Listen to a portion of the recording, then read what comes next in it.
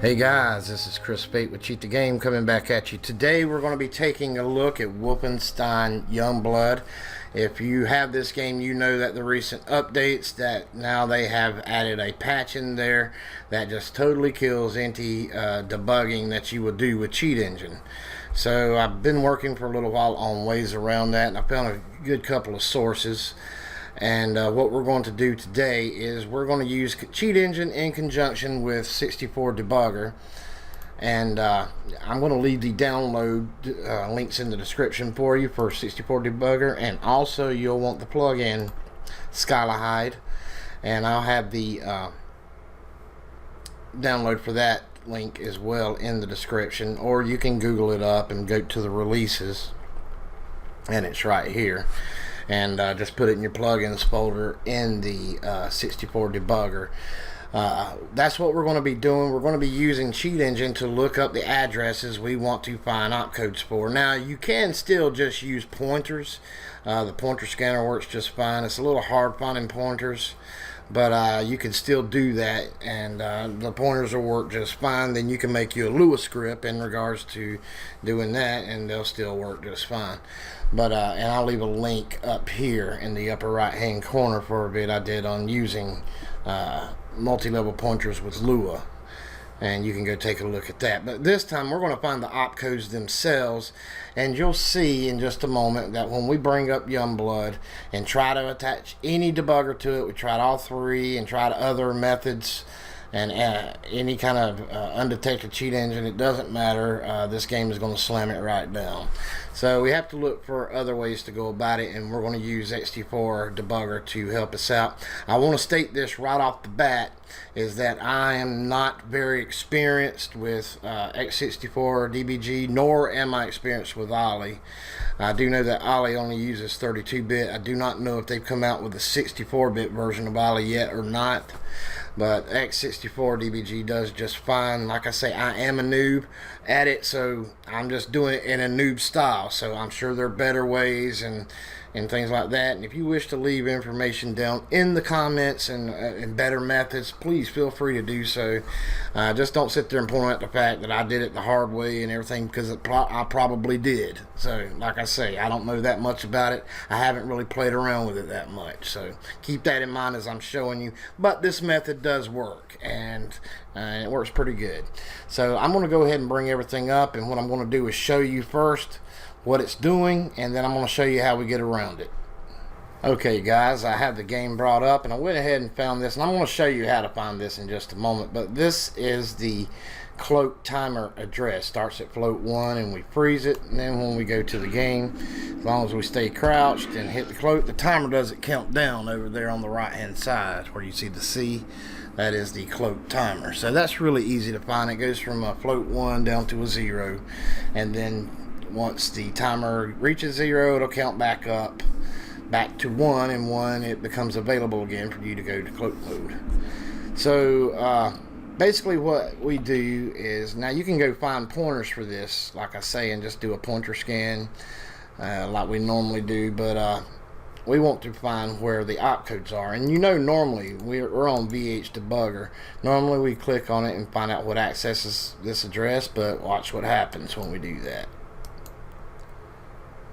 Boom, it just crashes down on us. They got anti-debugging coding in there, and there are other ways that you can do that. You can go into basically go into it with these x64dbg and just try to take out all the areas that are crashing you down. But you know, there's ways that we can just go find those opcodes and just go around that also. And we're going to be using x64dbg, and I'm going to bring that up into this. So let me click on it right quick. Alright, and over here in the plugins tab right here, Skylahide, you want to click on options. Make sure all 5 of these are check marked, and I also put on kill anti-attach. Click apply, and okay, it'll say please start target to apply changes. So I'm just going to minimize that right now and just start up Wolfenstein normally. It may take just a moment, so let me bring up Wolfenstein back again, and I'll be right back with you. Okay, I brought the game back up, and right off the bat, what I want to do is I want to go ahead and find my cloak timer value. Now, you're not going to know what the values are. Timer values can be a lot different. Most of your timer values are going to be on the float value, but I'm going to show this part because a lot of new people that come in want to see how these values are found and how we get started. And so you people that have more experience, I apologize about this. Feel free to fast forward the video or scrub through it to the newer parts. But right off the bat, what I like to do is set in my hotkeys. So I'll go over here to hotkeys, and the ones I use the most are increase value, decrease value, changed, and unchanged. I usually set increase to my home key, my decrease to my end key, change to my numeric plus on the keypad, and unchanged to numeric minus on the keypad as well, because those are the least used by most games today. So I will use that. And another thing I want to do, since this is a 64-bit game, there's going to be over 2 billion addresses with an unknown value, is I want to pause the game while scanning, because when I go to this screen here, it doesn't stop the timer. The timer will keep running. And we will pause the game while scanning. That way it'll pause the timer while it's doing the initial scan. Okay, I apologize about this, guys. I missed it the first time through, so I'm having to redo this. I'm just going to start from scratch again. I apologize. And this time, I'm not going to start the cloak. We know that the AOVs are already set now. So I'm just going to do an unknown initial value and scan it. Alright. Okay, so it's done its first initial scan. That's going to move real slow until we can weed out some of these addresses. So we're going to start up the cloak timer. You see it counting down, and I'm going to hit decreased. And the game will pause while it's doing that decrease scan. And we just need to wait for it.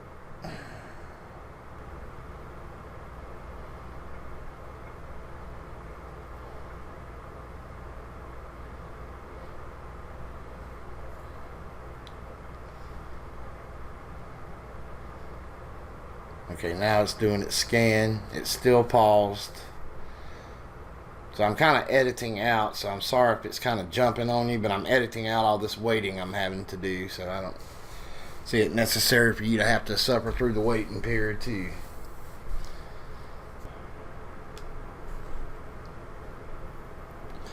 Okay, we see that, you know, because of the lag and everything like that, that it's already counted all the way down and went all the way back to 1 again. So I'm going to hit increase value.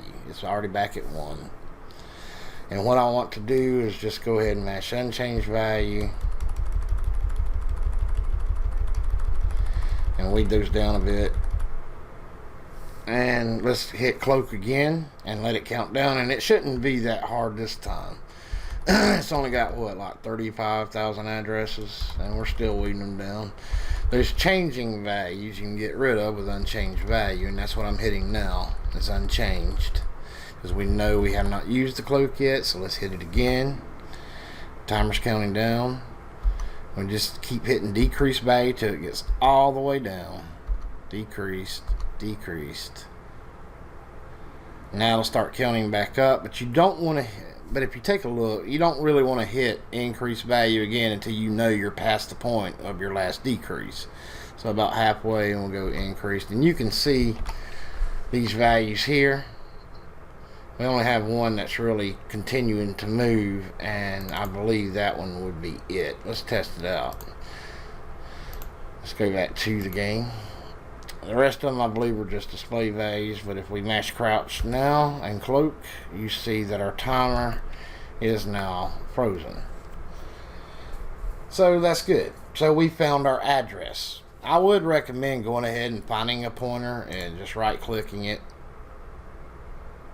Let's get back to it. There we go. Right-clicking it and generate a pointer map. That way you got it for later. I always recommend that when you're doing things like this. But for right now, what we want to do, now I'm going to be editing and doing different takes, so this address may not be the same later in the vid. But just know it's the cloak address that we're going to be working with. So if it's not the same, I apologize. It's because I had to do a different take, and I just don't want to keep doing this over and over and over again. So keep that in mind. But for right now, what we're going to do is we're going to go to x64dbg, and we're going to come up here to file, and we're going to mash attach, and we're going to attach it to the game just like we do with Cheat Engine. And you see it's right up here, Wolfenstein Youngblood, and we're going to attach, and just give it a minute.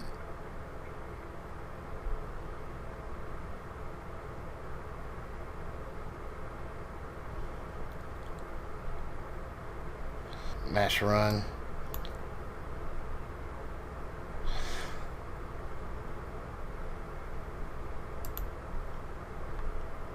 Past exceptions. Let's go to breakpoints. For right now, I'm going to just get rid of these breakpoints and just remove them.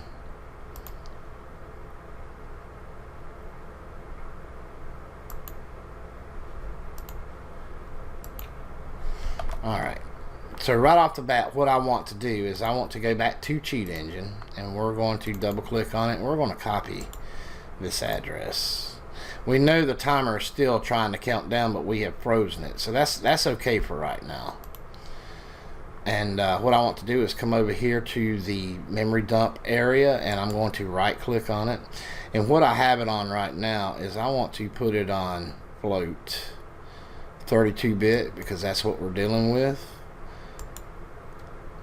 And now we're going to go to expression, and we're just going to paste in that timer address, and you see it will go to it.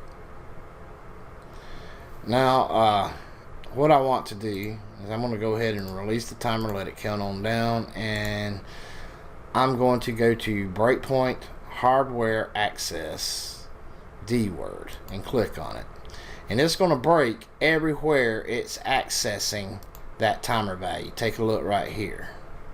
We've already found one access point. We can see that it's RDI plus the offset of 263C. That's a huge offset. And this is where we can go start trying it out. We can take this address, and what I like to do is I just now remember, it's going to break right after the accessed opcode has already accessed it. So it's going to break right after, not before it or on it. It's going to break after, so you'll have to scroll up a little bit to see it. And you can see comments right here, and you know we're in the right area. So let's go ahead and copy this address, and I'm going to go here to copy and just address. It copies the address, and I'm going to go back to Cheat Engine. Oops, I clicked the wrong one. I got several different Cheat Engines. This is the newer one, 7.0, and we're going to go to memory view. And x64dbg helped us find a location we can try, and we're just going to go to address by right clicking, go to address, or you can control G, paste in the opcode address, which is that right there, and it takes us to that point here. So what we want to do is we want to go give it a try. So I'm going to do an AOB injection, and we're just going to name it cloak underscore timer. My bad. Well, I put clock timer, but you know what I mean, cloak. Anyway. Alright, so right off the bat, we know that this is actually the opcode address that's holding our timer value for the cloak. So what I want to do is what we normally do, is I just want to move in a float 1 all the time in that area, and let's just see what happens. If not, we'll have to find a new area. Okay, so what I need to do is it's going to continue to go through, sorry about that, it's going to continue to go through every place that is accessing it. So what I want to do is, for now, I want to just disable that particular function, that breakpoint, and that way it'll just continue to run. So let's mash run, and let's debug past exceptions and just let it continue to run. There we go. We see the timer counting back up now, so we know that our cloak is now over.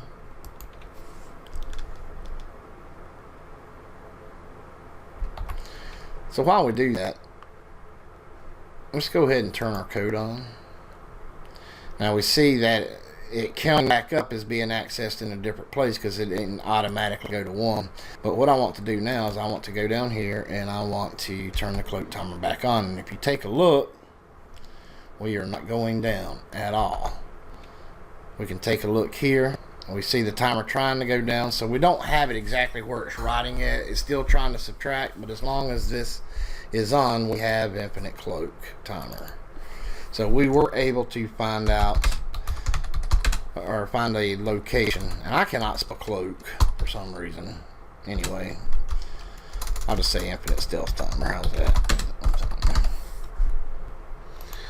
But anyway, you get the idea. And if this one didn't do that well, we just go back in there and we come back in here and turn our breakpoint back on by mashing enable, and we go to the next one. And it would just break when it hit the next accessing opcode, and so on and so forth. So that really helped us out. That Skylahide really helped us out a lot, and was able to bypass debugger detection, and we can locate areas where we can write a script. So what I want to do now is I'm going to go ahead and save what I got, and we're going to come back and get infinite ammo. And if we wanted to, we could also go in there to have it always find that address. If we just wanted to use just the address and freeze just the address, you can always do an injection copy where we allocate new memory, and we'll just call it stealth. I cannot type today. And since it's a 64-bit game using 64-bit addresses, we're going to allocate 8 bytes for it. We need to register that stealth as a symbol so we can use it outside of the script. And make sure we unregister it.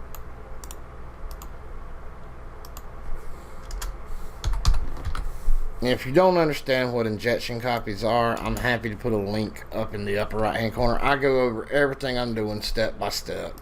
That's why I'm just kind of doing it quickly here. Most of you already know how to do this that follow me. Alright. So now what we need to do is just right above here, just move stealth. And we'll just move in the base address of it. So let's turn it back on. What was that all said again? 263C. So we just come over here and add manually stealth plus offset and put it on float. We'll just put cloak address.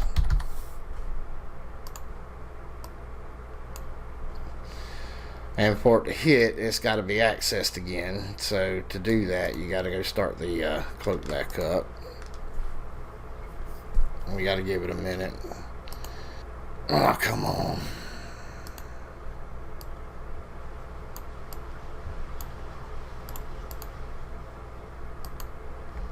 Run past exceptions. Okay. Alright, so we'll just hit cloak again. And if you see, our injection copy found the address for us, which is the exact same as this one right here that we used, as you see. So we're good to go with that, and we just save our work, and then we can go on to the next thing we want to find.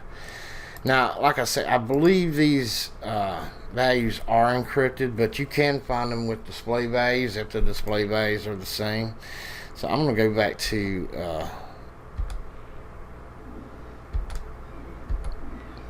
how do you stand back up? There we go. Alright, let's okay, we'll just start with this one. We got 18 ammo. We've already used it once. I always start with 4 bytes for my ammo. That's usually where you're going to find it. So we're just going to put in the exact value. See if we can find a display value. Shouldn't take but a minute.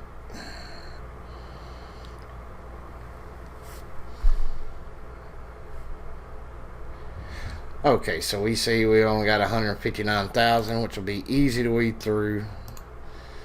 Let's make sure we keep running past exceptions. It's going to still keep breaking. So let's go back to the game and let's just fire off a round. Went down to 17.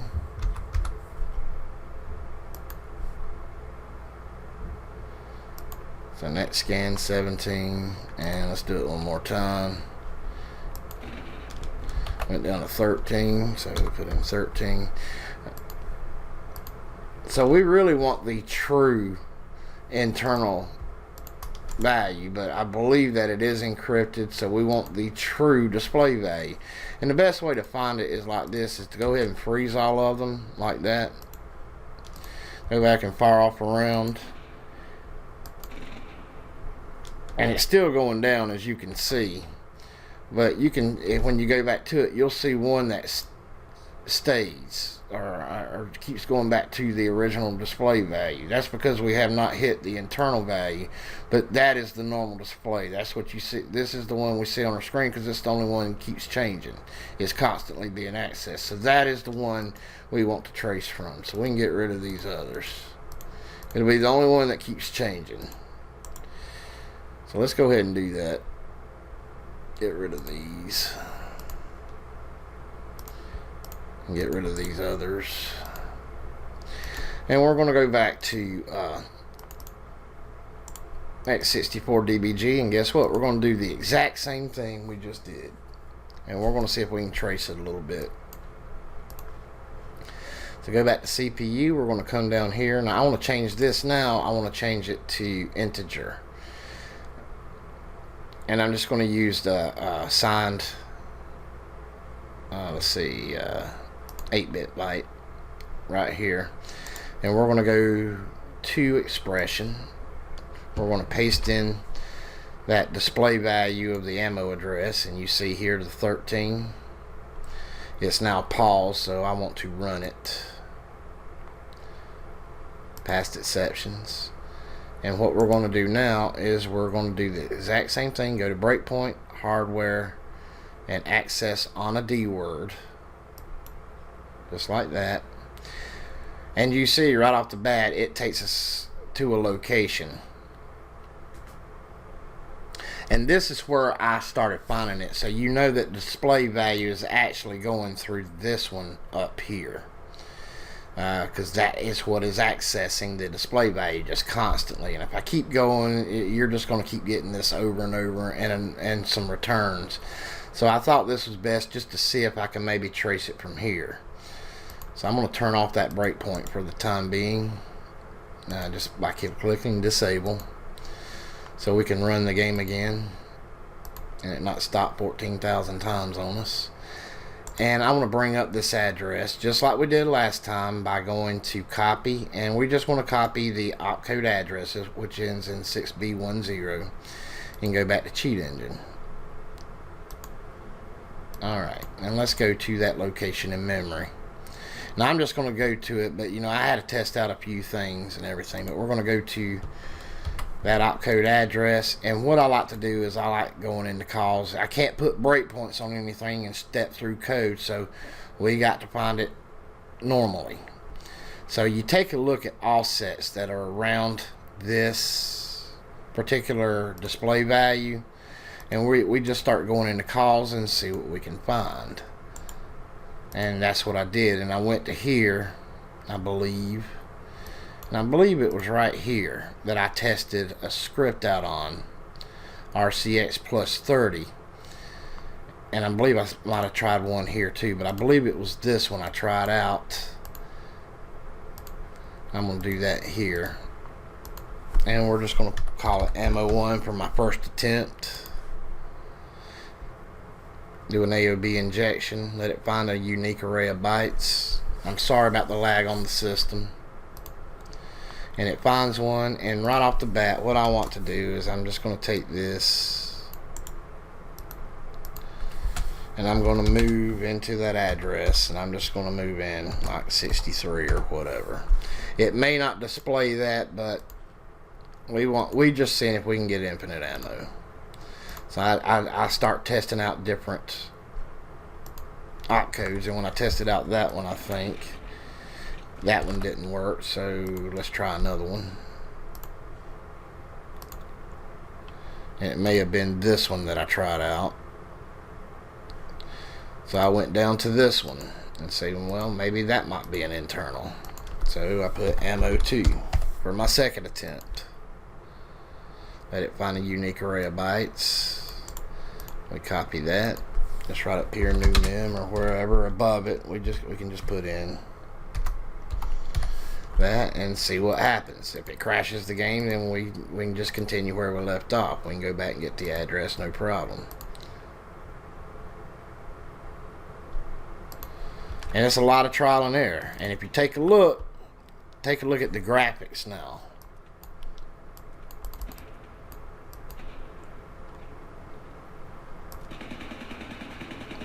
If you take a look, we do not have a countdown.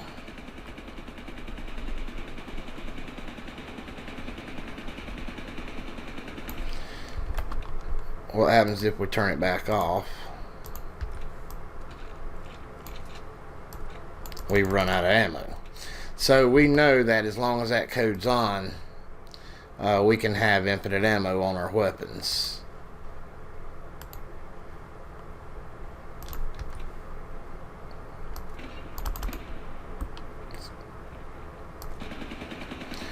All you have to do is I just had to remove the weapon, turn it back on, and now we have infinite ammo again.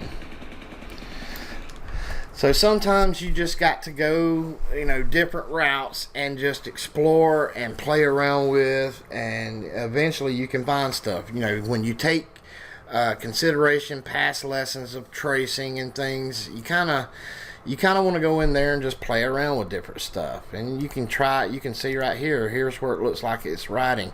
We can see that there is encryption going on with it. Now we can go in there and take a look at it with x64dbg and get it more accurate. But when something's working, you're doing the right thing as far as hacking the game. I'm not going to expound on it anymore. The base point of this lesson was to get around the anti-debugging when you find another piece of software is actually able to do it. So sometimes we have to get other outside sources to give us a hand here and not just totally rely on cheat engine, which we never want to do. We want to break out in these other things, and it helps to get it out there and just learn this stuff. There's plenty of YouTube vids out on it, and there's plenty of people out there that are willing to help. There are plenty out there that aren't willing to help. But like I say, that's what we here at CTG, we are here to help the best way we can. But please keep in mind, we're still learning too, and I'm still learning. I learn something new just about every day. And when I learn something new, I like to show you guys. But like I say, there are probably better ways to do this. But for right now, this method works. You can go do the same for health. Any other values that you want to find, you can still go in there and play around, like with the cloak address or your health or ammo address or things like that, by going to browse memory region and see if you can find other values that may be of interest that have some type of effect you might like. You never know what you're may be able to find, and then you can just go back to x64 and see if you can find locations. So I do hope this helped you out. I do realize that this is a more intermediate type lesson. I tried to make it as beginner friendly as possible, but you really need to break out and start understanding assembly code a little better, and you too can trace a little better, understand what's going on. I want to go ahead and thank my partners right quick. These guys keep the game running. If it wasn't for these guys, we'd have to close up shop a long time ago. So we owe each one of them a huge debt of gratitude. And you too can come get all perks that they enjoy. And right now, I'm going ahead and publish these videos as I'm making, and then I'm going to start later on having only partners having 24-hour access to them ad-free. But for right now, while I'm working so much, I really can't stay on top of it like I need to. So right now I'm just making it available and just check on it throughout the week.